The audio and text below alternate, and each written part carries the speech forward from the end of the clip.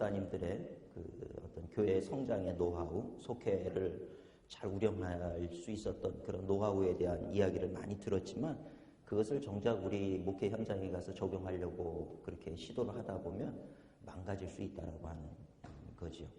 우리가 가장 중요한 것은 그 많은 그 프로그램과 전략들 속에서 내 목양의 그 목회의 토양에 적합한 것이 무엇이겠는가, 그것을 우리가 연구를 해야 되고 또 거기에 맞게 조금 더 변형을 시켜야 될 필요도 있다라고 하는 그런 말씀을 드리고 싶습니다.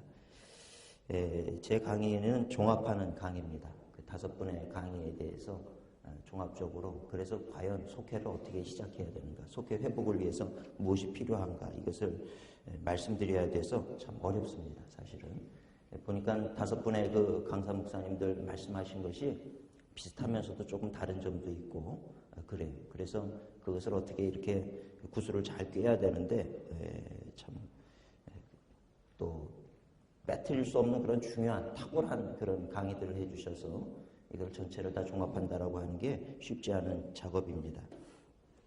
그렇지만 교회 목회에 도움이 되는 것, 공통점이 무엇이고 차이점이 무엇인가, 뭐 그런 여러 가지에 대해서 한번 좀 되짚어 보면서 정리하는 그런 시간이 됐으면 하는 바람으로 강의를 시작하도록 그렇게 하겠습니다. 나눠드린 그 핸드아웃을 조금 보시면서 진행을 하도록 하겠습니다. 속회란 무엇인가? 다시 한번 좀 되짚어 볼 필요가 있습니다. 우리 속회에 대해서 내가 생각하고 있는 속회가 무엇인가에 대해서 우리가 되짚어 봐야 되는데, 우리가 잘 아는 대로 요한 웨슬레 목사님 당시에는 이 속회라고 하는 것이 뉴룸이라고 하는 그 교회를 구입을 하고 건물을 구입하고 거기에 대해서 빚을 갚지 못하는 것에 대해서 빚을 갚을 하나의 방안으로 캡틴 포이라고 하는 사람이 제안을 한 거죠. 나에게 12명을 주십시오. 그럼 하루에 일주일에 1페니씩 12명이니까 12페니를 내가 책임을 지고 매 주마다 10페니씩 그 건물 부채를 갚아가는 것을 갚겠습니다. 그래서 사실 속회는 12명이 된 거예요. 그러면서 그 속장의 역할이라고 하는 것도 매우 단순했습니다. 만약에 내가 맡은 그 속회원 중에서 2사람이 재정상의 그런 어려움으로 인해서 빚을 갚지 못하게 됐을 때 속장이 그것을 대신 내주는 거예요. 그래서 항상 12페니라고 하는 그 돈을 모금을 해가지고 그 뉴룸 건물을 산 것을 빚을 갚아나가는 데 도움이 되도록 했던 것이 바로 속회였고, 또 그렇게 재정적인 책임을 지는 것이 속장의 역할이었다는 겁니다. 참 어찌 보면 참 어이없게 시작했던 것이 그것이 지금 우리가 아주 강하게 이렇게 열심히 속회에 어떤 해답이 있는 것처럼 생각하고 있는 속회의 실체더라는 거예요. 사실은 왜 12명이냐? 뭐 요즘에 가가지고서는 많은 그 조직을 연구하는 사람들이 12명이라고 하는 소그룹 안에 들어있는 다이나믹스가 있다, 예수님도 12명이지 않았느냐, 뭐 많은 이유가 있지만 사실은 그 이유는 아무도 모릅니다. 캡틴 포이만 알아요. 12페니가 마음에 들었는지 하여튼 12명 달라 그래서 시작했던 것이 12명이지, 이 12명에 우리가 목숨을 걸 필요는 없습니다. 굳이 성경적인 근거를 찾는다라고 하면 예수님의 제자가 12명이었다는 거지요.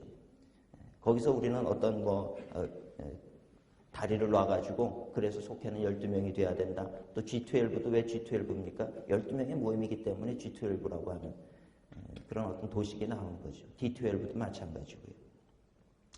그럼 우리 속회는 그 모든 지금의 그 소그룹, 교회에서 있는 그 소그룹들의 어떤 모체가 되고 있는 것이 바로 우리 감리교회 속회라고 말씀드릴 수 있는데, 그렇게 이제 속회는 시작이 됐다는 거예요. 그런데 그 매 주마다 그 12페니씩을 모아가지고 오는 그 속장들이 이렇게 그 교회의 그 빚을 갚기 위해서 가져오는 그 재정만 받는 것이 아니라 가만히 보니까 그 속장들이 재정을 주면서 자기네 그 속도원들의 사정 이야기를 하더라는 겁니다. 누구네 집이 어렵고 이런 문제가 있고 저런 문제가 있고. 근데 그것을 웨슬리가 탁월한 조직가고 행정가인데 웨슬리 입장에서 가만히 보니까 거기에 매우 유용한 목회의 도구가 되겠다라고 하는 생각을 가지게 되었다는 거지. 이런 어떤 속장의 돌봄 아래서 속회원들이 성화가 될 수 있었겠구나. 그러니까 웨슬리의 관심은 사실 속회에 있었던 것이 아니고 성화에 있었다는 거죠. 성화에. 그러니까 속회는 뭐 결론적으로 말씀을 드리면 하나의 목적이 아니었다는 겁니다. 어떤 목적을 이루기 위한 수단이었다는 거죠. 도구였다라고 하는 것입니다.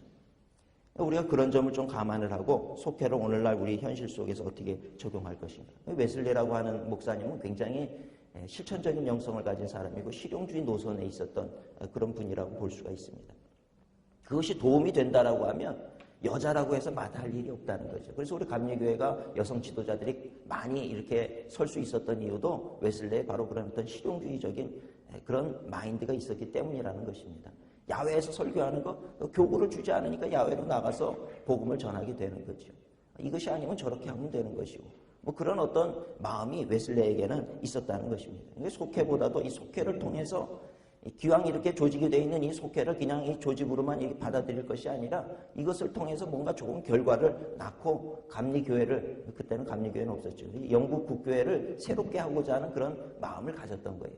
그렇기 때문에 교회 안에 작은 교회다, 이런 이제 도식을 만들어내게 된 것도 바로 그런 이유였다라고 하는 것입니다. 그래서 이 웨슬레는 이 속회 조직을 통해서 서로 규칙을 이행하게 만들고 그것을 통해 가지고 성화가 되게 만들었어요. 근데 우리가 속회, 그 웨슬리 속회에 있어서 한 가지 간과하고 있는 것이 있는데, 웨슬리 속회는 사실은 요즘 그 뭐 셀 목회 하시는 분들 많이 얘기하는 오픈 셀이냐 클로즈드 셀이냐 뭐 이렇게 구분을 하고 있습니다. 오픈 셀은 아무나 들어올 수 있지만 클로즈드 셀은 아무나 들어올 수가 없는 거죠. 아주 선별해가지고 딱 그 사람들만 비밀적으로 모여가지고 거기서 뭐 하고 있는지 모릅니다. 자기네끼리만. 근데 그런 어떤 동질감이라고 하는 것이 소그룹을 운영하는 데 있어서 매우 유용한 도구가 되는데, 우리 속회는 사실은 오픈셀이 아니에요. 오픈 소그룹이 아니라 굉장히 클로즈되어 있는 그런 속회였다라고 하는 것입니다. 무슨 말이냐면 처음에 사람이 감리교회에 들어오고자 할 때 그 사람에게 질문을 하는 거예요. 우리 속회에 들어오게 되면 이거 규칙을 지켜야 되는데 이것을 당신이 성실하게 지킬 것입니까? 그걸 동의를 구합니다. 집에 가서 일주일 동안 생각해보고 다음 주에 결론을 가지고 오십시오. 집에 가가지고 내가 이 감리교 속회에 들어가가지고 이 규칙을 내가 앞으로 지켜갈 것인가, 그것을 고민을 하다가 내가 자신이 없으면 들어오질 않는 거예요. 그러나 내가 이거 정말 들어가서 이 규칙을 지키면서 성화의 삶을 살아야 되겠다, 이게 결단하는 사람들은 들어오게 되더라는 거죠. 어떤 조건을 가지고 그것을, 모든 것을 이렇게 통제를 했다라고 하는 것입니다. 그리고 이미 어떤 결단된 마음을 가지고 온 사람들이기 때문에 속회가 잘 될 수밖에 없는 거예요. 근데 막상 또 들어와서 그렇게 생활을 하다 보니까 이 속회라고 하는 것이 매주일 모여서 하는 내용이 그 규칙을 지켰느냐 안 지켰느냐, 그것을 가장 먼저 나누고, 그것을 못 지켰을 때 그 성서적인 어떤 해답을 그 속장이 또 제시를 해주고, 이렇게 하면서 점차 성경적인 지식의 폭을 넓혀가고 생활이 달라지고 하면서 감리교회에 들어오면 1년이 지나면 생활이 달라지게 되는 거죠. 말투가 달라지게 되고 행동이 달라지게 되고 생각이 긍정적이 되고, 싸우던 사람이 잘 싸우지를 않고 술 담배 하던 사람이 술 담배를 끊게 되고, 뭐 그런 어떤 좋은 결과를 낳게 되더라는 겁니다. 이 속회라고 하는 것이 사람이 성화시키는 데 있어서 매우 유용한 도구가 된다라고 하는 것을 알았기 때문에 웨슬리는 이 속회를 굉장히 강력하게 주장을 그때부터 하게 되었던 거죠. 웨슬리가 속회를 중요하게 생각했던 이유는 바로 그 속회를 통해서, 속회의 그런 어떤 규칙과 속회의 그런 어떤 내용과 이런 것을 통해서 사람이 변화가 되더라는 거예요. 자신이 그 신성클럽을 다닐 때부터도 그렇게 갈망했던 이 성화에 대한 그 목표점에 도달할 수 있는 가장 유용한 도구가 속회라고 생각이 됐고, 그 속회에 잘 참석하지 않고 규칙을 잘 지키지 않으면 어떻게 됩니까? 두 가지예요. 성화반으로 가든지 아니면 참회반으로 가든지. 그래서 웨슬리 당시에는 페니턴트들이 모이는 그 참회반이 있었잖아요. 속회를 잘 제대로 하지 못하면 그 사람을 권면해서 계속 하는 것이 아니라 당신은 참회반으로 내려가서 좀 더 고민하시오. 그리고 그걸로 가차없이 내려보내는 거죠. 그리고 거기서도 적응 못하면 감리회를 탈퇴하게 만들었던 것이 웨슬레의 방법이더라는 겁니다. 웨슬레가 생각했던 것은 어떤 좀 결벽증이 있는지도 모르겠어요.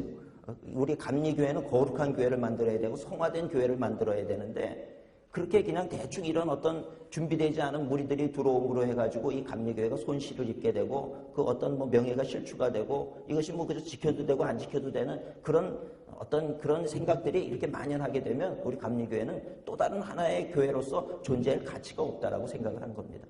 그래서 그거 지키지 못하는 사람은 가차없이 잘라낸 거예요. 그 교회를 새롭게 하기 위한 하나의 또 작은 운동으로서 이 속회 모임과 감리회 모임이 시작이 됐던 것이기 때문에 교회 안에 교회라는 개념과 웨슬레의 속회를 통해서 이루고자 했던 그 성화의 개념이라고 하는 것은 분리된 것이 아니라 일치가 된 것이라고 하는 것이죠. 그렇게 이제 이 성화를 위해서 속회를 진행을 하면서 그 웨슬레가 탁월한 조직가이면서 행정가인 이유는 조직을 위한 조직을 만들지 않았다는 겁니다. 속회도 분명한 목적을 이루기 위해서 속회가 존재했다라고 하는 것을 우리가 기억을 해야 되고요. 그 속회를 통해 가지고 1년이 지나면서 2년이 지나면서 진짜 성화의 자리에 올라선 사람들을 어디다 집어넣습니까? 밴드라고 하는 곳에 들어가는 거예요. 그러니까 성화가 단계에 따라서 만들어 놓은 거예요. 어떤 형식에 의해서 만들어진 조직이 아니라 단계별로 성화의 단계에 정말 이른 사람들은 밴드에 들어가서 밴드에서는 속장이 그렇게 모든 것을 속회원들을 돌보듯이 밴드에서도 그렇게 어떤 한 사람의 리더가 세워지는 것이 아니고 밴드는 한 달에 한 번씩이든지 뭐 일주일에 한 번씩이든지 이렇게 돌아가면서 리더를 바꿨습니다.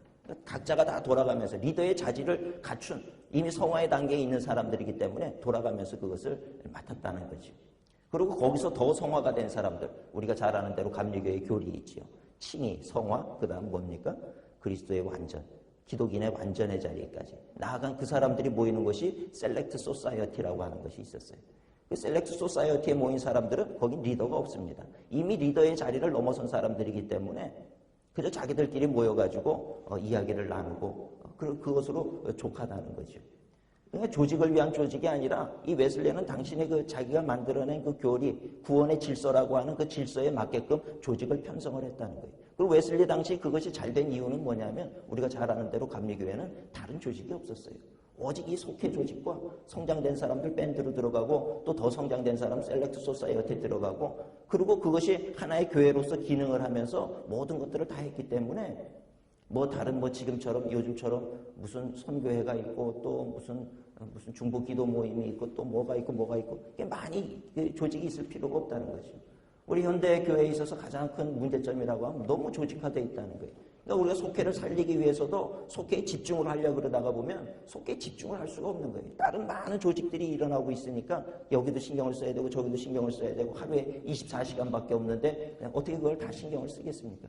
그러다 보니까 자연스럽게 속회에 우리가 이 화력을 집중하지 못하게 되는 그런 결과를 낳게 되더라는 거죠. 그러니까 우리가 이제 목회 현장으로 돌아가서도 이 문제를 고민해야 된다는 거예요. 속회를 정말 살리려고 한다 그러면 속회에 뭔가 집중할 수 있는 그런 마음의 자세가 돼 있어야 되고 또 속회에 집중할 수 있는 리더들이 일어나줘야 되는데 사실 속장님들 회피하는 이유가 뭡니까? 가장 근본적인 이유는 바빠요 다.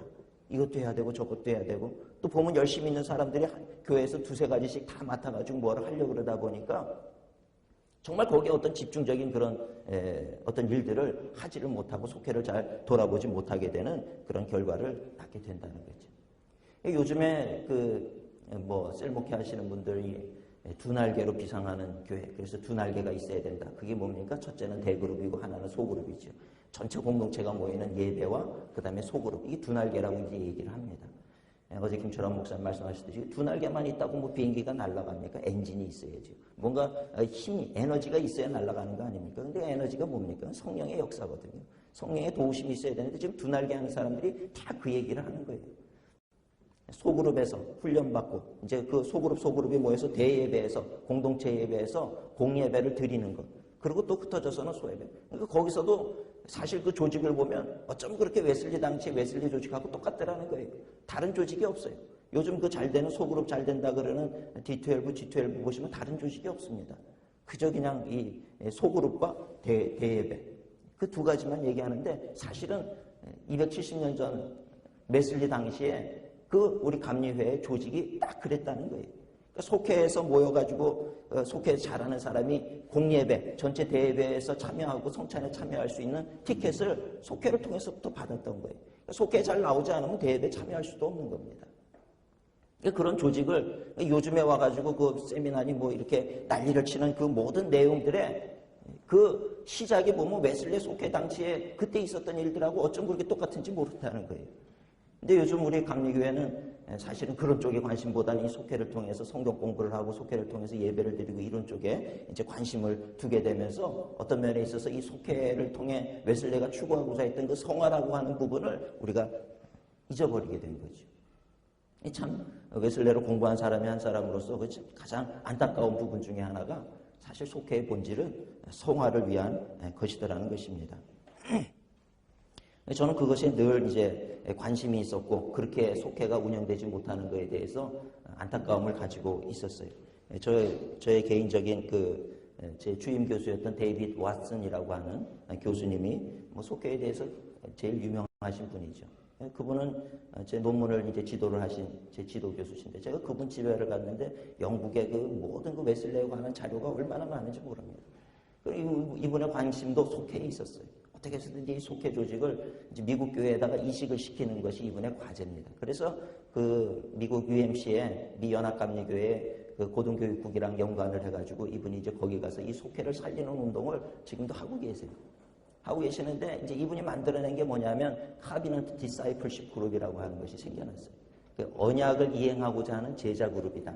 이름을 그렇게 바꿨습니다. 사실 우리는 속회의 이름, 요즘 CM이라고 하는 이름을 사용하지만 이 데이비드 왓슨 교수님은 미국 연합감리교회 안에서 만들어낸 것이 언약을 이행하는 제자 그룹이다. 속회의 이름을 그렇게 바꾼 겁니다.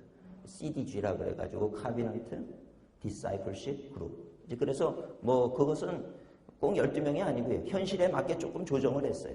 뭐 5명이 모이기도 하고 4명이 모이기도 하고 6명이 모이기도 하고 교회 안에서 자기들끼리 그런 모임을 하고 싶은 사람들끼리 모이게 하는 거예요. 뭘 하냐면 자기들끼리 모여가지고 웨슬레 당시에는 그 웨슬레가 정해준 규칙이 있죠. 악을 행치 않는다, 선을 행한다, 하나님의 규례를 지킨다. 이 3가지 그 규칙을 우리가 지켜서 우리가 규칙쟁이들 아닙니까? 메소디스트죠. 근데 지금에 와가지고는 그렇게 꼭 교회에서 어떤 결정되어져 있는 그런 내용을 지키기보다는 당신들이 필요로 하는 것을 지키라는 거예요. 그래서 카비넌트 디사이플십 그룹에 모인 사람들은 자기들끼리 모여가지고 계약을 합니다. 언약을 만드는 게 우리 이 그룹에서 우리가 지켜야 될 것을 우리가 정합시다. 그래가지고 몇 가지를 만들어내요. 우리가 건강에 집중합시다. 뭐 운동을 같이 합시다. 이런 것부터 해가지고 우리가 성경을 하루에 몇 장씩 읽읍시다. 그 일주일에 모일 때마다 그것을 서로 체크해 주는 겁니다. 이것을 이제 미국의 그 신학교에서도 적용을 하기를 시작을 했어요. 제가 졸업한 웨슬리 신학대학원에서는 이게 1학점입니다. 필수 과정이에요. 모든 신학생들이 학생들끼리 이 조직을 만들어가지고 이 학점을 꼭 이수를 해야 되는 거예요. 그렇지 않으면 졸업이 안 됩니다. 그렇게 모여가지고 서로 어떤 규칙을 만들어내고 그것을 규칙을 지켰는지 일주일에 한 번씩 모이고 그것을 하는 거예요. 이제 또 하나의 시범연회에서도 또 그런 것들도 실시를 하고 있습니다. 형태는 바뀌었고 지금 현대인들의 어떤 문화와 그런 가치관을 고려해가지고 좀 닫혀있던 그 속회가 이제 좀 많이 열려지게 된 거죠.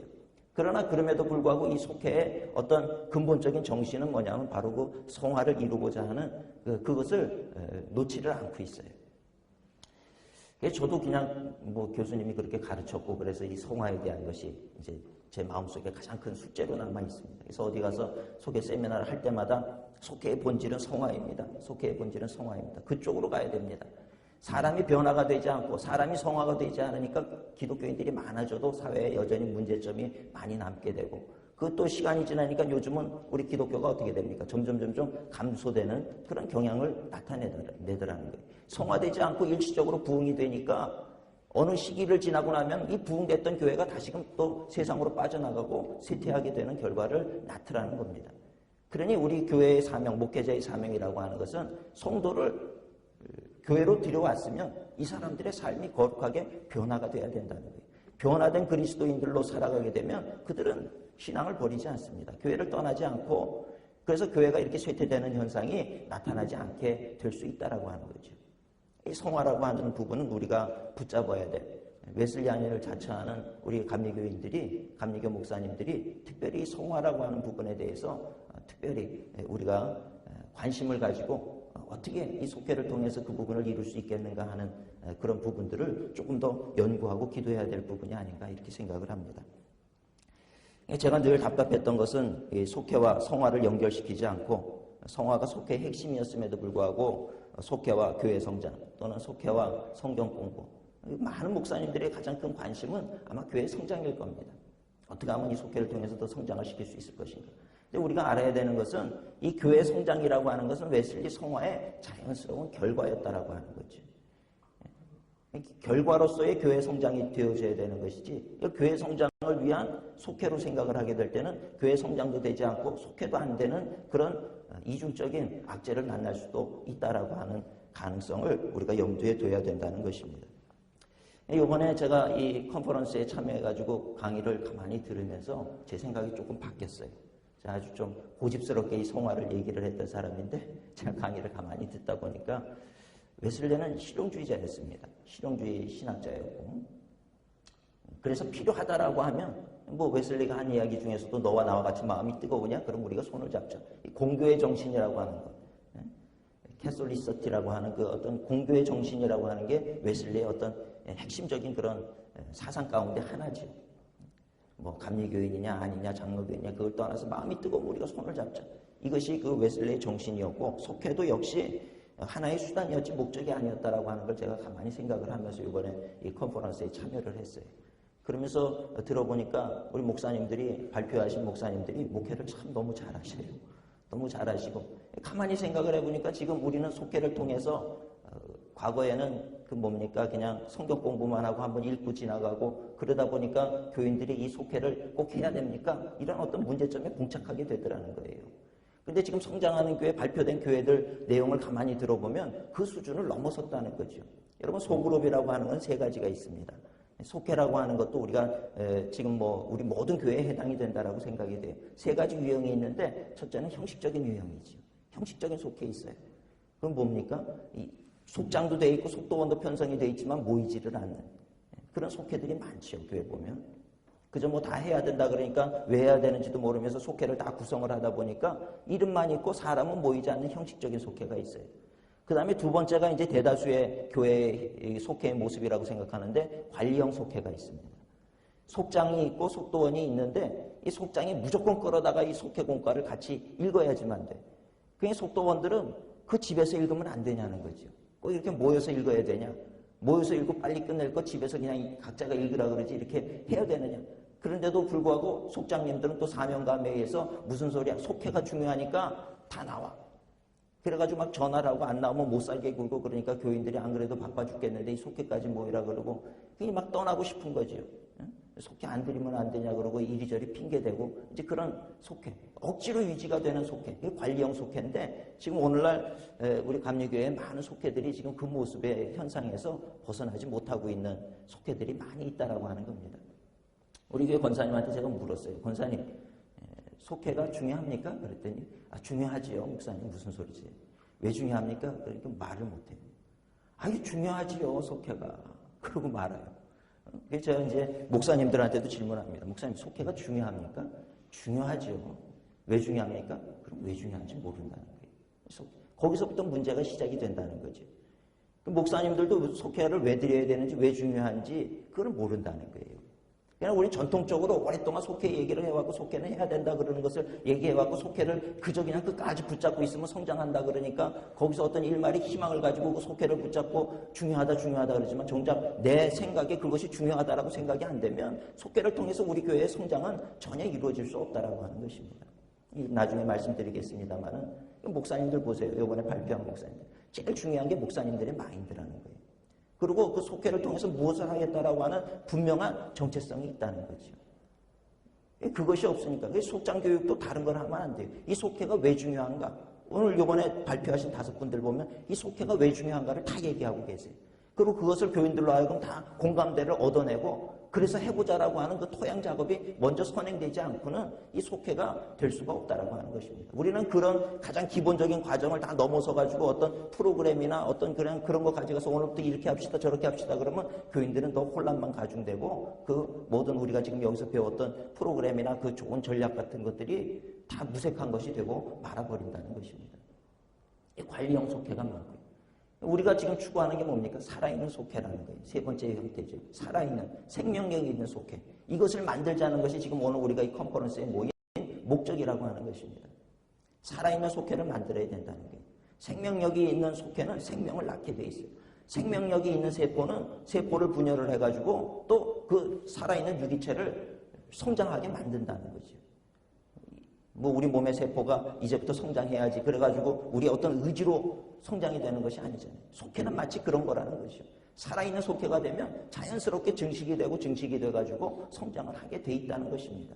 그러니까 우리 목회자들의 과제는 뭐냐면 형식적인 속회를 살아있는 속회로 만들고 관리형 속회를 살아있는 속회로 만들어야 되는데 어떻게 죽은 것을 살게끔 만드느냐 그것이 오늘 우리 목회자들의 과제라고 하는 것입니다. 그것을 어떻게 할 수 있느냐, 이제 그것을 우리가 연구해야 되는데, 제가 이번 컨퍼런스를 가만히 들으면서 성화라고 하는 데만 제가 그동안 너무 매여 있었다라고 하는 그런 좀 생각을 하게 됐어요. 오히려 지금은 우리 감리교회는 저는 솔직히 이제 회개하는 마음으로 고백을 합니다. 그동안 우리 속회한다 그러면서 헛다리들 다 짚고 있다. 다 정말 그 어떤 속회의 본질을 놓치고 다 헛다리 잡고 있고 남의 다리 긁고 있고 지금 그러는 거지, 이 속회가 뭔지도 모르고 이 속회의 본질을 찾아가려고 하는 노력이 없었다. 이런 생각을 가지고 있었지만 지금 가만히 생각을 해보니까 지금 우리 뭐 여러 가지 시행착오를 통해서 우리 감리교회는 오히려 발전된 모습을 가지고 있는 것이 아닌가, 이런 생각을 하게 됐어요. 그게 뭐냐 하면 이 속회를 통해서 한 개인의 변화뿐만이 아니라 이 속회를 통해서 우리의 영성을 변화시키고, 지금 오늘 이번에 발표하신 분들 보니까 거기서 끝나는 것이 아니라 뭡니까? 전도하잖아요. 나가서 전도하고 또 그 속회를 통해서 선교를 하게 만들고 정말 교회로서의 역할을 감당시키더라는 거예요. 그리고 나가서 사회 봉사를 시키고, 이미 속회를 통해서 그런 일들을 한다라고 하는 것은 우리가 다시 돌이켜서 생각을 해보면 웨슬레 당시의 속회, 개인의 성화에 집중됐던 그 성화의 단계를 이미 뛰어넘었다는 거죠.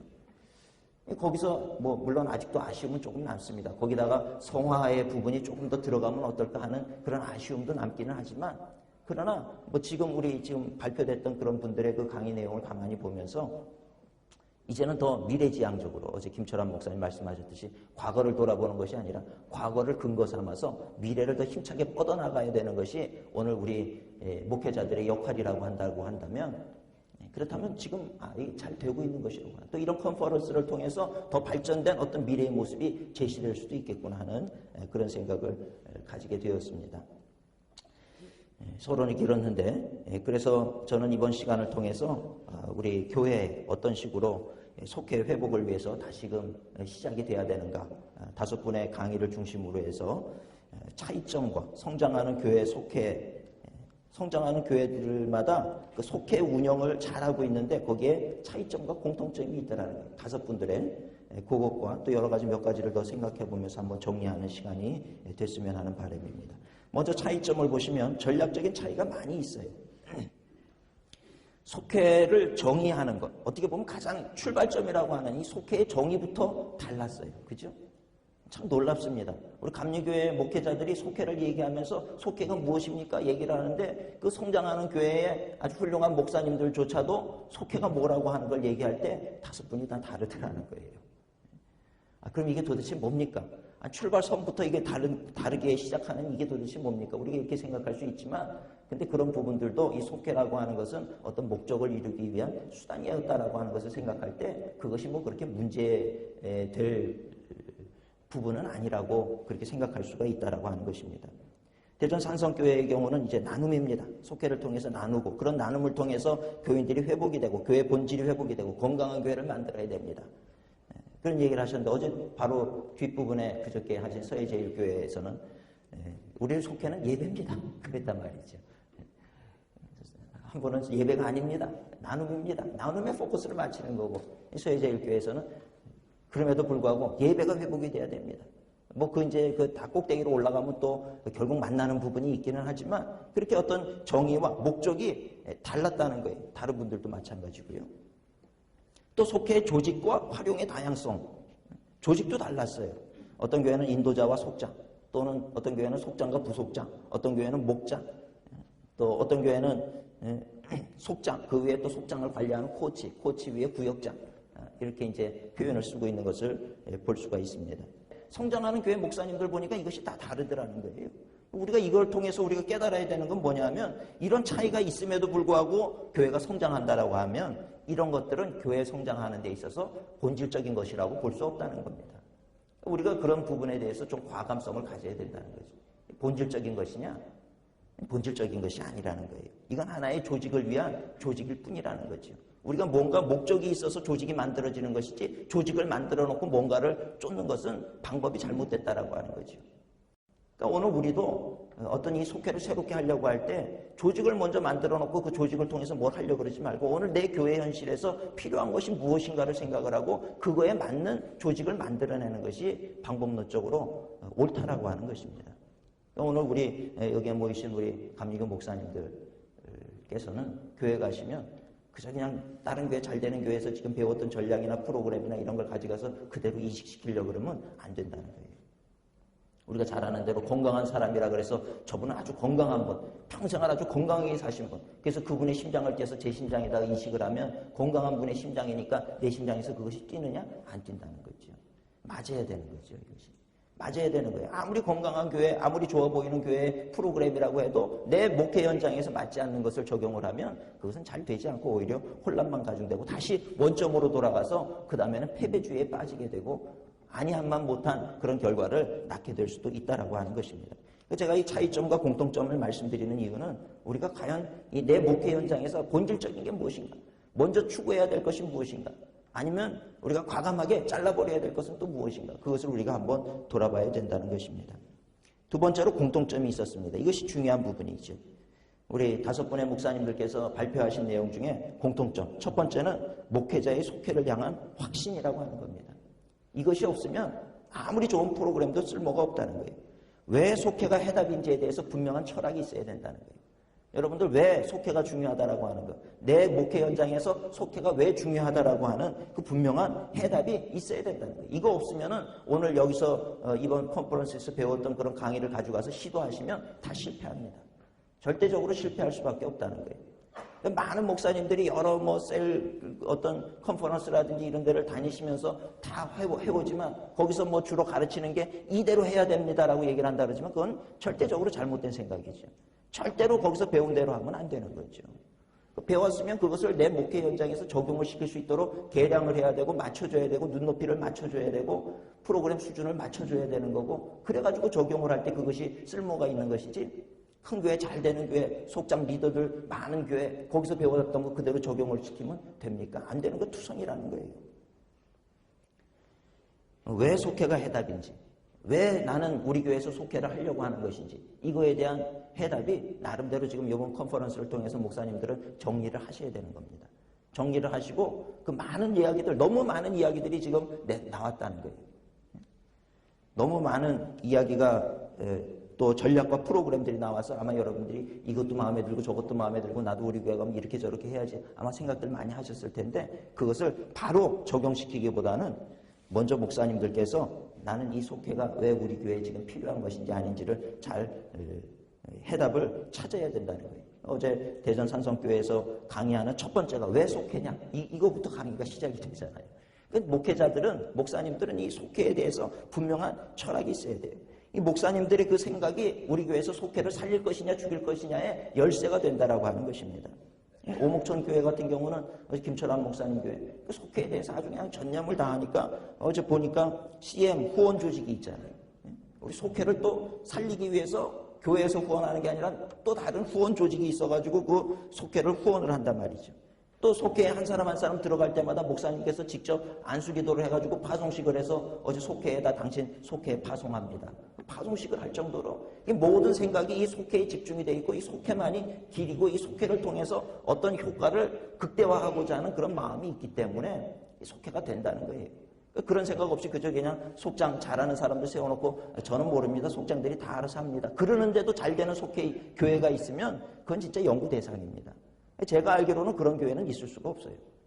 목회자가 관심이 없는데 속장들끼리 알아서 열심히 하는 교회는 세상 천지에 없습니다.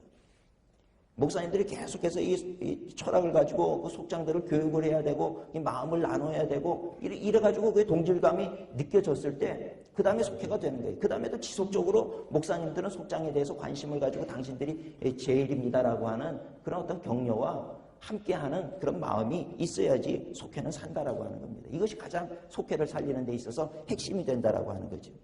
어제 5분의 목사님들께서 강의를 할 때 보면은 다 목회자에 대한 얘기를 하시더라고요. 그리고 분명한 철학이 있기 때문에 그 속회가 되더라는 것입니다. 두 번째는 현실에 대한 판단력과 적용 능력입니다. 현실에 대한 판단력. 우리 교회의 토양이 어떠한가? 우리 교회는 어떤 교회인가? 우리 교회 속회는 그동안 어떠해 왔는가? 무엇이 문제인가? 이것을 분명히 볼 수 있어야 된다는 거예요. 진단을 하고 약을 처방을 해야지 진단도 하지 않고 그냥 좋다는 약들 다 먹이면 부작용이 오히려 생기는 것과 똑같은 결과라는 겁니다. 이번 컨퍼런스에 강의하셨던 목사님들 내용을 가만히 들어보면 현실에 대해서 분명하게 짚고 넘어가시잖아요. 우리 교회는 이렇습니다. 특별히 그 서해제일교회 같은 경우는 우리 교회는 농촌교회입니다. 농촌교회에 대안이 있습니까? 농촌교회의 특성을 연구를 했다는 거예요. 그죠? 그러면서 가족이라고 하는 그 구조를 농촌사회, 대가족 제도가 잘 되어 있는 그 농촌사회에서는 이 속회를 농촌 어떤 그 가족의 개념으로 그렇게 소개를 하는 것, 저는 아주 굉장히 탁월한 선택이라고 생각을 하는 거예요. 서해제일교회는 농촌 목회에 있어서 어떤 하나의 해답이 되겠다, 이런 생각이 들 정도로 아주 그냥 제 눈이 번쩍 뜨이는 그런 시간이었습니다. 가족의 개념, 그것이 그 사람들의 문화에 어울리는 것이라고 하면 가족의 개념으로 새로운 가족입니다라는 그런 어떤 개념을 가지고 접근했을 때 그분들은 다 환영할 수밖에 없다는 거예요. 속회가 안 될 수가 없다는 거죠. 역할도 분명해요. 인도자는 뭡니까? 아버지, 속장은 어머니. 뭘 해야 되는지 분명해지잖아요. 그럼 모아놓고 교육을 시킬 필요도 없는 거죠. 그만큼 익숙해 있던 거기에 우리가 이식을 시켰을 때는 그것이 오히려 굉장히 좋은 것이 될 수 있다는 겁니다. 그러나 그것이 아니라 또 다른 어떤 농촌교회, 또 다른 도시교회의 어떤 개념을 가지고 가가지고, 죄송합니다. 어떤 그 천호제일교회 장희규 목사님 얘기한 것처럼 속회를 코치, 이런 비용을 가져가면 아마 농촌교회에서는 코치 그럼 다 낮아빠지지, 그죠? 도저히 이건 받아들일 수 없는 거예요. 혁명적인 얘기가 되는 거죠. 받아들일 수 없는 얘기입니다. 그 목사님들께서는 내 목회 토양에 적합한 것이 무엇인가를 분명하게 파악을 해야 된다는 거죠. 그리고 그것을 잘 적용시켜 나갈 때 거기서부터 속회는 살아날 수 있다라고 하는 이야기입니다. 또 세 번째로는 속장의 중요성을 인식시켜야 됩니다. 분명한 역할 분담과 지속적인 만남. 지속적인 만남과 교육이 필요합니다. 김철환 목사님, 속회 리더자 학교까지 하잖아요. 그만큼 이 속장이 중요하기 때문에 그렇습니다. 어제 김인종 목사님은 준비된 속장이 있는 만큼 속회를 편성해라. 맞는 얘기예요. 속장이 준비되지 않았는데 속회 편성 아무리 해봐야 그냥 자기들끼리 모여서 얼굴만 멀뚱멀뚱 쳐다보다가 그냥 흩어지고 어색하고 그 다음부터 속회 모이자 그러면 속회 알레르기 반응을 일으킵니다. 안 되는 거예요. 우리가 요즘에 와가지고 왜 속회마다 이름을 바꾸는 이유가 뭔지 아십니까? 그동안 속회가 너무 어색했다는 거예요. 너무 어색하고 어울리지 않고 만나면 뭘 해야 될지 모르고 그렇기 때문에 속회 그러면 이제는 아예 그냥 그거 안 모이는 게 좋습니다. 그러니까 이제 뭔가 이제 새로워진 느낌을 가지고 새로운 이름을 가지고 자꾸 접근하는 이유도 그거 아닙니다. 새롭게 시작해 봅시다. 그런 어떤 생각으로 우리가 이름을 바꾸는 거 아니겠습니까? 속장의 중요성을 우리가 인식을 시키고 인식하고 그리고 속장들을 잘 교육하고 내 어떤 사역의 동역자로 그렇게 삼아야 된다라고 하는 것이죠. 네 번째로 공통점은 지속적으로 노력하고 있다는 겁니다. 어제 장희두 목사님 발표하신 거에 보면 그 이제 변화의 조짐이 일어나기까지 걸리는 시간이 약 2년이다. 이렇게 얘기하고 있지 않습니까? 지속적으로 해야 되는 게 한 술에 이거 가지고 딱 갔더니 그 다음 주부터 뭐가 잘 되더라. 그거 기대하시면 안 되는 거죠. 많은 시간 동안 이 설교를 통해서 속회가 왜 중요한지, 속회를 왜 해야 되는지, 속장의 역할이 무엇인지 이걸 설득력 있게 공감할 수 있도록 자꾸 토양 작업을 해야 되는 거예요. 그리고 이제 뭔가 하나하나 세워지고 시범 속회를 불러다가 또 그걸 얘기를 해봐가지고 그것이 정말 되는구나 이런 어떤 자신감 갖게 하는 거 굉장히 중요하죠. 그리고 서해제일교회 목사님 말씀, 그 희망, 자꾸 희망을 우리도 된다, 우리도 할 수 있다. 그 자신감의 토양이 없는 곳에서는 하면 안 되는 거예요. 그러니까 먼저 우리가 이 속회를 여기서 배운 바대로 뭔가 적용을 하기에 앞서서 뭔가 그 토양 작업이 돼야 되는 거죠. 씨를 뿌리는데 밭을 갈지 않고 씨를 뿌리면 그 씨는 다 낭비하는 것이 되고 말잖아요. 우리가 속회를 할 때도 마찬가지라는 겁니다. 속회를 할 때도 밭을 갈지 않고 자꾸 어디서 그냥 좋은 종자 씨만 받아가지고 자꾸 뿌리는데 그 씨만 낭비하고 마는 거잖아요. 안 되잖아요. 그것이 중요한 것이 아니고 옥토를 먼저 만들어야 되는 거예요. 밭을 잘 갈고 준비가 되고 이제 우리 여기에 이제 좋은 그 어떤 목회 동역자들이 생겨지고 평신도 동역자들이 생겨지고 그 사람들이 이제 속장이 되는 사람들이죠. 그들에 의해서 준비가 되었을 때 그때 씨를 뿌리고 물을 주면 자라나기 시작하는 거죠. 그러기까지는 시간이 걸리고 그렇게 되기까지 목회자는 이 속회에 대한 그 희망을 버리시면 안 되는 거죠. 그리고 지속적으로 이것을 된다라고 하는 확신을 가지고 이번에 우리 컨퍼런스의 좋은 점 중에 하나는 뭐냐면 되는 사례를 지금 얘기하고 있는 거거든요. 속회를 통해서 잘 되고 이 소그룹을 통해서 살아난다라고 하는 샘플을 지금 저희들이 보여주고 있는 거죠. 여러분들 이 강의를 들으시면서 저분은 어떤 교회 목사님인가 아마 궁금해 하셨으리라고 생각이 되는데 제가 이 5분의 그것을 잠깐 제가 요약을 해서 말씀을 드릴게요. 첫 번째 강의하셨던 대전 산성교회 지성원 목사님은 부임하신 지 3년 되셨어요. 이제 담임자가 되신 지 3년으로 제가 알고 있는데 1,100명이 2,500명으로 성장이 됐습니다. 엄청난 성장이라고 볼 수가 있죠. 근데 이 목사님 제가 이제 평소에 이렇게 좀 대화를 나누고 말씀을 나누고 하는데 보면은 이분은 속회에 굉장히 관심이 많으세요. 여러 책을 통해서 소그룹에 대해서 다 연구를 하셨어요. 그리고 이제 이것을 나의 교회에 어떻게 적용시킬까 그것을 고민을 많이 하신 목사님입니다. 기존 속회의 문제점과 해결책을 연구를 하신 거예요. 한계를 많이 넘어서가지고 안 되는 거, 왜 안 되는가 연구하고 그럼 이렇게 바꾸면 되지 않을까? 그런 것들을 하나하나 적용을 시켜 나가기를 시작을 하셨다는 겁니다. 그래서 나름대로 속회가 무엇이고 무엇인지에 대해서 그 정의를 분명히 내렸다는 거예요. 그리고 그것을 부교역자들, 교인들하고 비전을 공유하고 참여를 독려하고 그러면서 이 과정 속에서 대전 산성교회의 속회 특징을 만들어냈다는 거지. 이것이 중요하다라고 하는 겁니다. 제가 알기로는 제가 그래서 지난번에 만나서 한번 질문을 했어요. 그럼 그 선교회에서는 뭐합니까? 속회에서 이런 거 다 하면 선교회에서 뭐합니까? 그랬더니 선교회를요 참 아주 전략적으로 만드셨어요. 우리 감리교회는 선교회가 또 존재하잖아요. 이 두 조직이 뭘 해야 될지 교인들이 항상 혼돈을 일으키는 거예요. 저희 교회에서도 그래요. 아니 선교회 모이면 되지 속회는 왜 또 모여야 되고 또 속회에서 이런 거 하면 선교회에서는 그거 할 필요 없는데 왜 두 개를 만들어 놓고 둘 다 참여를 하라고 그러는 거냐. 그 차이를 물어보면 그래요. 속회는 한 주에 한 번씩 모이고 선교회는 한 달에 한 번씩 모입니다. 이게 차이라는 거예요. 여러분들 차이를 분명히 아십니까?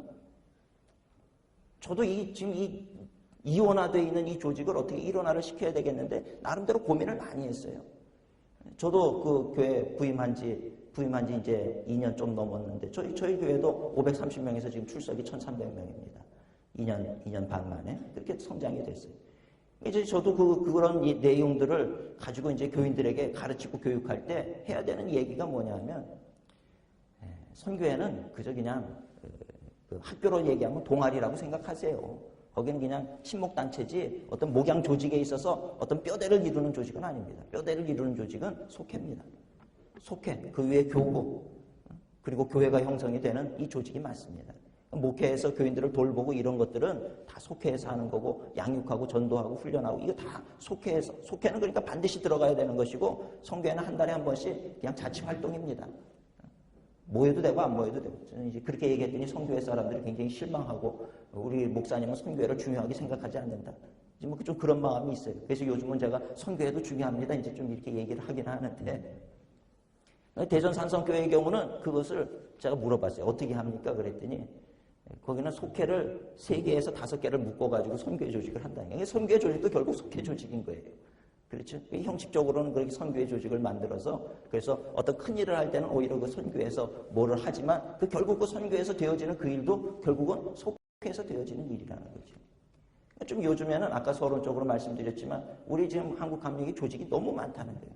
조직을 단순화해야 돼요. G12나 D12 잘 된다 그러지만 거기에 특징이 뭡니까? 들어가 보면 조직이 그거밖에 없다는 거예요. 그거밖에. 하나밖에 없으니까 그거를 통해 가지고 활성화가 일어날 수밖에 없다는 겁니다. 근데 우리는 목회자들도 그렇죠. 여기서 오라 그러고 선교에서 오라 그러고 또 선교회가 많은 교회 이성교에서 오라 그러고 저성교에서 오라 그러고 갈 데가 너무 많아요. 신방해야죠. 또 뭐 중보기도 학교 해야죠. 무슨 학교 해야죠. 신경 쓸 때가 너무 많으니까 속해 우리가 가지고 있는 시간이라고 하는 건 24시간 한정되어 있는 시간인데 그 시간 안에서 어떻게 그걸 다 할 수 있느냐는 거죠. 속해에 집중할 수가 없다는 겁니다. 그게 이제 문제 중에 속해가 안 되는 가장 큰 문제라는 거죠. 그리고 또 속장을 안 하려고 그러잖아요. 속장 안 하는 거 왜 안 하려고 그럽니까? 제일 피곤하거든. 다른 건 그냥 대접받아요. 집사권사 장로님 되면은 그저 대접받고 좋지요. 일 안 하면서도 그냥 집사님, 권사님, 장로님. 그 속장은 일 안 하면 안 되잖아요. 한 주에 한 번씩 어떻게 해서든지 불러야 되고 또 전화해야 되고 또 뭐 속해 헌금 걷어야 되고 그러면서도 대접 못 받잖아요. 그러니까 속장을 안 하려고 그러는 거예요. 기능직이에요, 기능직, 속장. 어떻게 보면. 집사, 권사, 장로님 또 다른 무슨 어떤 조직의 장들은 뭐냐 하면은 명예직이고. 그러니까 뭐 어떤 직분자가 많다고 해서 그 교회 그 직분자들이 그렇게 다 활동하냐 하면 그렇지 않잖아요. 죄송한 얘기지만 어떤 분들은 뭐 권사 달면서 야 내가 이 권사 따려고 얼마나 노력을 해. 그런 표현을 할 정도로 말이죠. 그럼 어떤 그 직분에 대해서 그런 조직들도 사실 그 직분이라고 하는 것도 이원화되어 있기 때문에 우리가 혼돈을 가져올 수밖에 없다라고 하는 것입니다. 그러니까 집사면 한 속을 맡기고 권사면 두 속을 맡기고, 아예 그렇게 어떤 뭐 이렇게 진급하면서 속회를 맡는 그 어떤 영역을 더 넓혀준다든지, 그러고도 아마 받으라 그러면 받으려고 그럴지 모르겠어요. 다 집사, 권사, 장로 받으려고 애를 쓰지만 속장은 안 받으려고 애를 쓰잖아요. 그게 참 모순이라는 거죠. 이게 어떤 면에서 보면 한국교회의 가장 큰 고질적인 병폐 가운데 하나가 바로 그것이 아니겠는가, 이렇게 얘기할 수도 있다는 겁니다. 그러나 뭐 다른 뭐 G12나 이런 데는 그거 없어요. 무조건 그냥 G12 리더 한 사람이죠. 대전 산성교회 얘기를 하다가 그렇게 됐습니다만, 그런 마인드를 가지고 세부적인 부분들을 수정을 하고 하나하나 적용을 해나가는 게, 속회 이름을 세울 때도 뭐 방글라데시 속, 뭐 어떤 태국 속, 그러면서 그 헌금을 선교 지향적으로 전환을 해가지고 활용을 하죠. 그러니까 이 속회 헌금도 늘어나게 되고 더 활동이 많아지게 되고, 뭐 속회 헌금이 늘어나고 활동이 많아지는 것이 중요한 것이 아니라 그 속회원들이 그 속회에 대한 자부심을 가지게 된다는 것이 중요하다는 겁니다. 어떤 속회의 역할을 줘야지. 지금같이 일반적으로 관리형 속회는 다 뭘 하냐 하면 모여가지고 그저 빨리 속회 공과 한 번 읽고 기도하고 빨리빨리 흩어지는 거. 그거 가면서도 이거 도대체 왜 이걸 또 교회에서 예배드리고 와가지고 이걸 또 왜 해야 되느냐. 아무 의미도 없는. 그 의미를 자꾸 목회자들이 뭔가 부여를 해줘야 된다는 겁니다. 이번 컨퍼런스 때 그 의미 부여해주는 전략과 프로그램이 굉장히 많이 쏟아져 나왔어요. 사실은.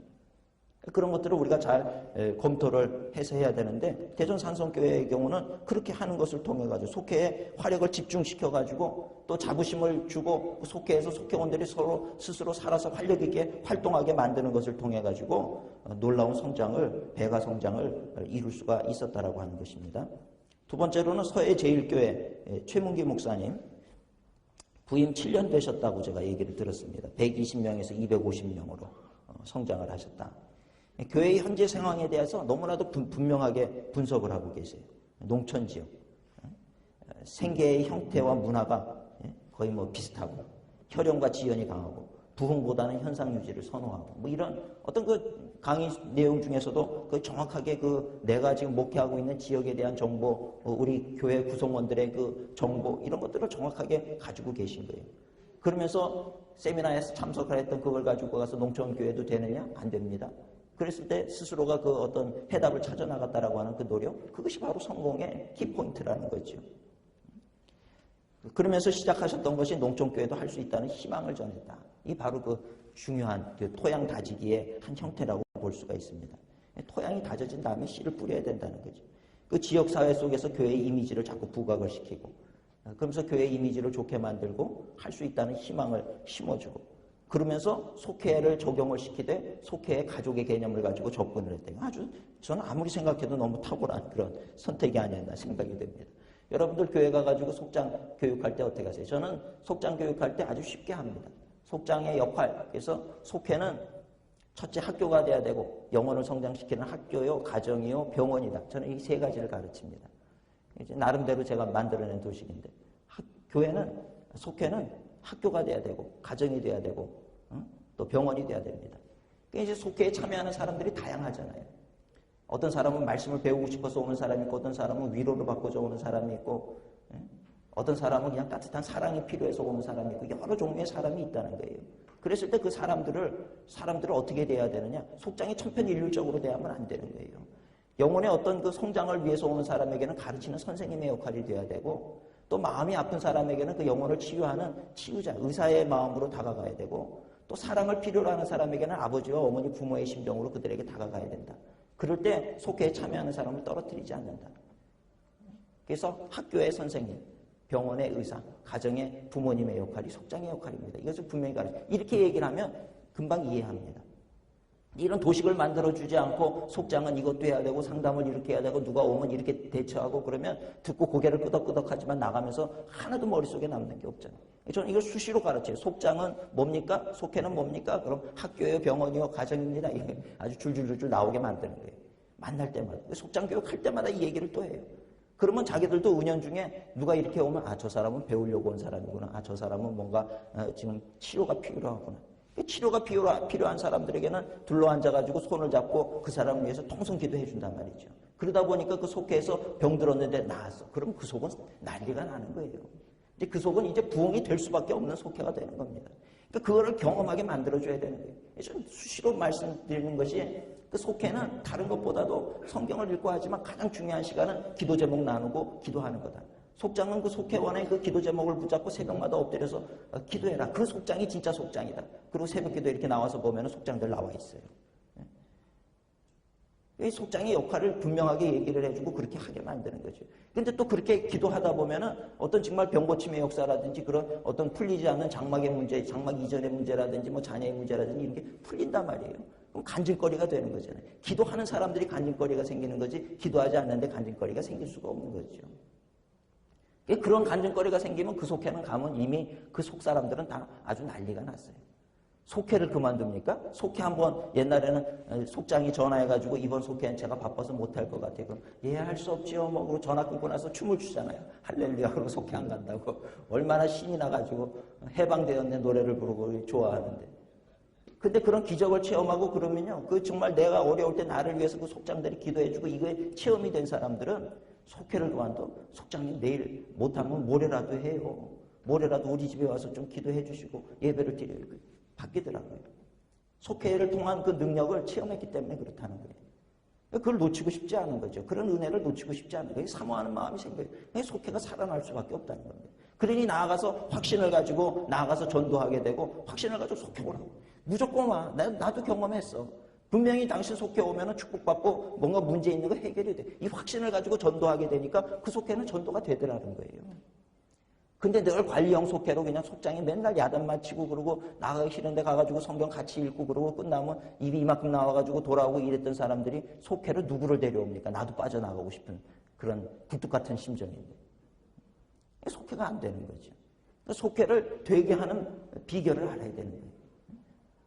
그것은 바로 그 속장의 역할을 우리가 분명히 가르쳐야 되고 그런 걸 통해 가지고 이 속회 내에서 어떤 일들이 일어나면서 자긍심을 가질 수 있게끔 만들어줘야 그 속회는 살아난다라고 하는 겁니다.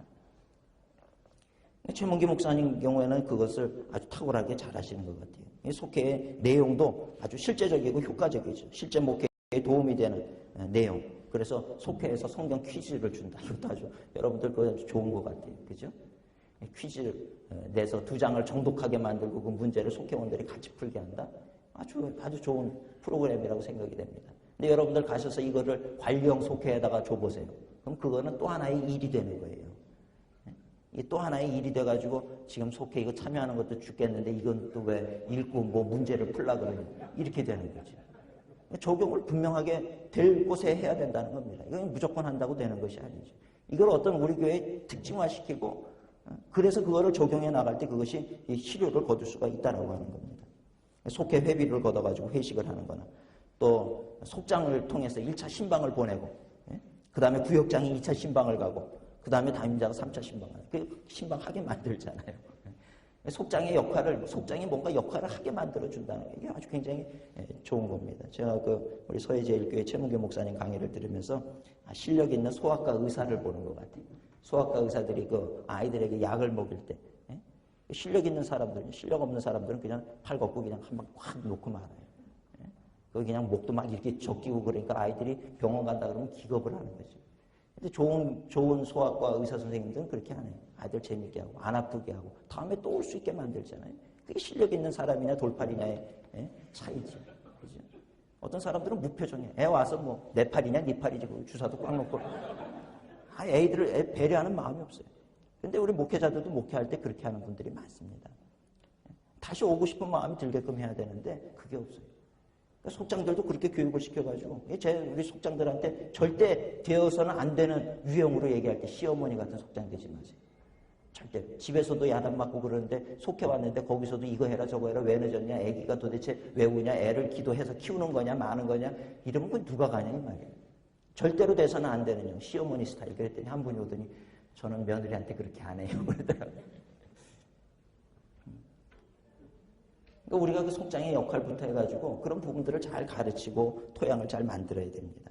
서해제일교회 최무기 목사님도 그래서 그 어려운 농촌 목회에서 참 이렇게 목회를 잘 하신 것을 보면서 이게 좋은 하나의 대안이 될 수 있겠다. 농촌 목회에서도 그렇지 농촌교회라고 속회가 안 되라는 보장이 어디 있어요. 웨슬리 속회는요 주로 다 탄광촌이었습니다. 다 어려운 지역이었고 힘든 지역에 갔지만 오히려 더 효과를 봤던 게 웨슬리의 속회였다는 거예요. 그런 곳에서도 됐다고 하면 뭐 안 되는 곳이 어디 있겠어요.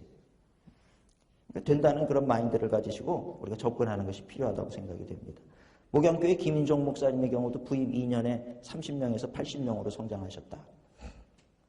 이것도 참 기적입니다. 제가 볼 때는. 요즘은요, 교인들이 개척교회, 작은 교회 잘 안 가잖아요.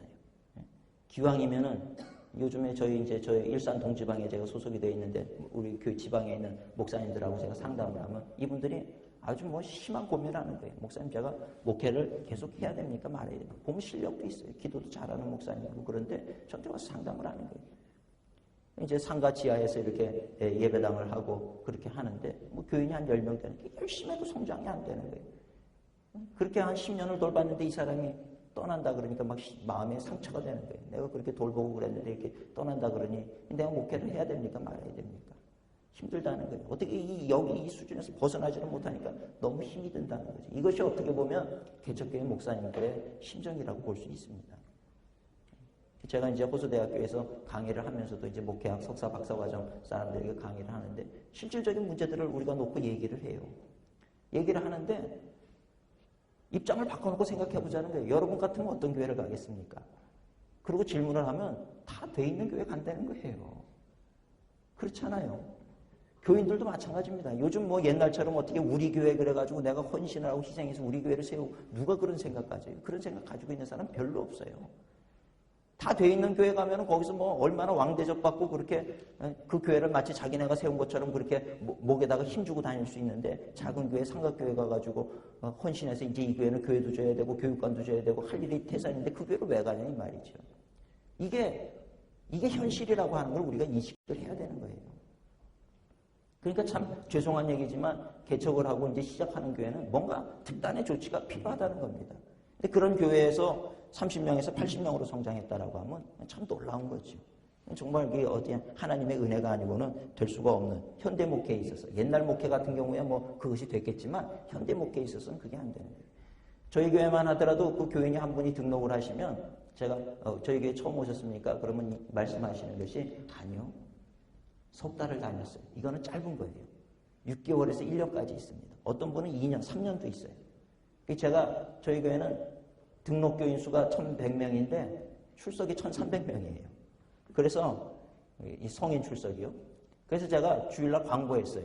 숨어 다니지 말고 정직하게 등록하고 다닙시다. 우리 교회 등록된 수는 1,100명인데 지금 출석이 1,300명이니까 200명은 지금 등록 안 하고 다니는데 그러지 마시고 떳떳하게 자수해서 광명 찾으시기 바랍니다. 그랬더니 그 다음 주부터 등록을 하는데 물어보니까 1년 되신 분도 있고요. 1년 6개월 되신 분도 있고요. 그분들 만났어요. 어떻게 우리 교회 선택하게 됐습니까? 저는 제 마음이 연합을 중요하게 생각을 합니다. 그리고 다 이렇게 교회들이 연합하는 거를 좋아하고 그래요. 그래서 저는 전도할 때도 우리 교인들 보고는 절대 어느 교회 다닌다 그러면 그러시냐고 인사하지 우리 교회로 오라 소리 절대 하지 말라는 아주 신신당부를 하고 있습니다. 그렇게 지금 하고 있는데 그래서 저는 뭐 경쟁이라든지 뭐 옆교회랑 협력하는 거를 원했지 저는 경쟁 이런 거를 뭐 염두에 둔 적도 없고 그렇게 하고 싶지도 않고 그래요. 근데 오신 분들에게 제가 질문을 하는 거예요. 어떻게 해서 우리 교회 오시게 됐습니까? 그랬더니 이분이 6개월을 교회를 다 돌았다는 거예요. 일산 지역에 있는 그 수많은 장로교 감리교회를 다 돌았다는 겁니다. 다 돌았는데 그러고 말씀도 듣고 애들 교육 시스템도 보고 교육제도 뭐 주차장 모든 거를 다 보고 나서 결정을 했다는 거예요. 제가 그 얘기를 듣는 순간에 등에서 식은땀이 흘리더라고요. 전 그냥 우리 집 주변에 있는 분들이 오셨겠거니 했지만 교인들은 한 교회를 선택할 때 모든 것을 다 본다는 거예요. 그래서 우리 교회에 등록한 사람이 한 분이 하셨다 그러면 그분은 적어도 일산 지역의 그 수백 개의 교회 중에서 이 교회가 1등입니다. 그러고 등록을 한 거예요.